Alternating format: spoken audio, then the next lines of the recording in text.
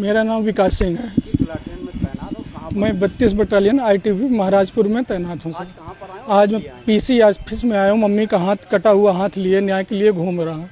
कैसे हाथ कटा? कहाँ पर? हाथ मम्मी को सांस की दिक्कत थी, उनको कमजोरी थी और एक कफ जा रही थी, तो मैं उनको यहाँ बुलाया कानपुर में। गांव से भाई लेके आया उनको, अपने 32 बटालियन ITBP में लेके जाता हूँ। डॉक्टर को दिखाया तो उनको ECG किए, उनको रेफ़र कर देते हैं CAPF आयुष्मान पैनल में रेफ़र कर देते हैं। तो मैं लेके जा रहा था उनको पारस हॉस्पिटल अपनी एम्बुलेंस से ऑक्सीजन से लगा के। तो रास्ते में इतनी ज़्यादा सीरियस हो जाती है मम्मी और उनको शरीर ठंडी होती जाती है, एकदम तड़प रही थी। तो मैं एम्बुलेंस मुझे कृष्णा हॉस्पिटल की तरफ मुड़ाना पड़ा मजबूरन।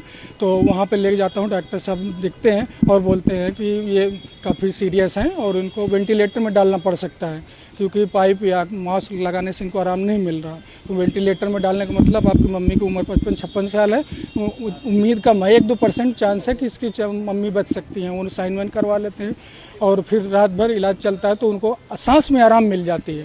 सांस सुबह वो उठती हैं तो उनका दाहिना हाथ काला पड़ा हुआ है, सूजा हुआ है। वो बोलती हैं तो स्टाफ को तो वो तुरंत वीगो निकालते हैं। मैं 7 से 8 मिलने का समय होता है ICU में डाल रखे थे।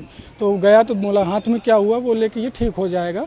वो ड्रेसिंग वेसिंग करते हैं। शाम को फिर मिलने जाता हूँ, जो समय होता है तो ड्रेसिंग करके वो रात पूरे दिन ड्रेसिंग बंधी रहती है, सूजन बढ़ जाती है, मम्मी एकदम तड़प रही थी।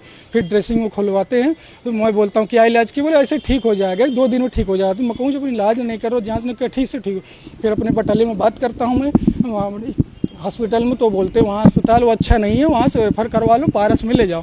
वहाँ से मैं बोलता हूँ, बोले रेफ़र मत कराना, लामा कराना। हाथ कृष्णा हॉस्पिटल में काटा गया?